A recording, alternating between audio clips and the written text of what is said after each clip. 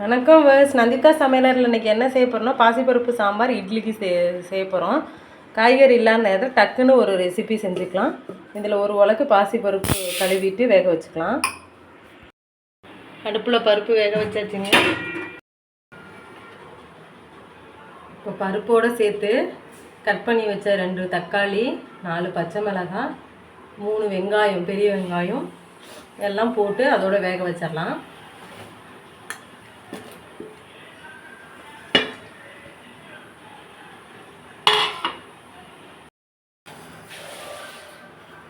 பருப்பில் கொஞ்சம் மஞ்சத்தூள் ஆட் பண்ணிக்கலாம்.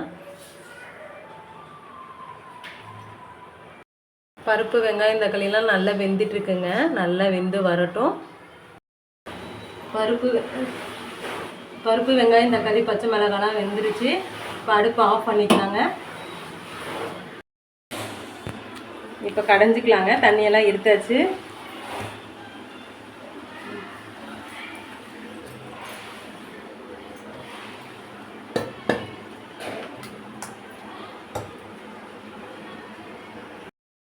பருப்பு கடைஞ்சி எடுத்தாச்சுங்க. அதில் வந்து பருப்பு தண்ணி இருத்து வச்ச தண்ணியை ஆட் பண்ணிக்கலாம்.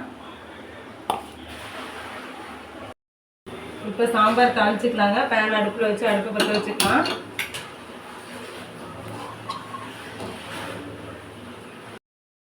பாத்திரம் சூடாகிடுச்சு. நல்லெண்ணெய் ஊற்றிக்கலாம். 2 ஸ்பூன் நல்லெண்ணெய். இதில் தேவையான அளவு கடுகு ஆட் பண்ணிக்கலாங்க.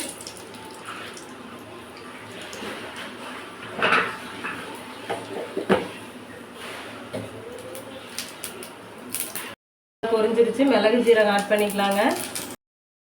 நல்லா பொரிஞ்சிருச்சு. கருவேப்பிலை ஆட் பண்ணிக்கலாங்க.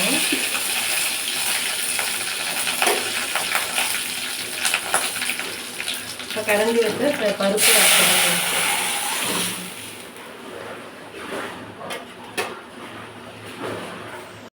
வந்துட்டு 1 ஸ்பூன் சாம்பார் தூள் ஆட் பண்ணிக்கலாம். 1 ஸ்பூன் 1.5 ஸ்பூன் போட்டுக்கலாம். கொஞ்சமாக மிளகாய் தூள் ஆட் பண்ணிக்கலாம். நாங்கள் கொஞ்சம் காரமாக சாப்பிடுவோம், அதனால் கொஞ்சம் மிளகாய் தூள் ஆட் பண்ணி, உங்களுக்கு பச்சை மிளகாய் காரம் மட்டும் போதுன்னா பச்சை மிளகாயோட நிப்பாட்டிக்கோங்க. சாம்பாருக்கு தேவையான அளவு கல் உப்பு ஆட் பண்ணிக்கலாங்க. இப்போ சாம்பார் தூள் எல்லாமே மிக்ஸ் பண்ணிக்கலாம்.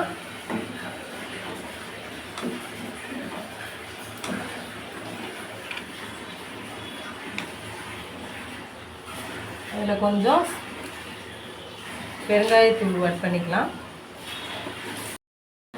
இப்போ சாம்பாரில் வந்துட்டு சாம்பார் தூள் கொஞ்சம் மிளகாத்தூள் போட்டிருக்கோம்ல, அது பச்சை வாசம் போகிற வரைக்கும் நல்லா கொதி வரட்டுங்க. கொதி வந்தாலும் அடுப்பு ஆஃப் பண்ணிக்கலாம். நல்லா கொதிக்கட்டும். ஆனால் பாசிப்பருப்பு சாம்பார் ரெடி ஆயிடுச்சுங்க. அடுப்பு ஆஃப் பண்ணிக்கலாம்.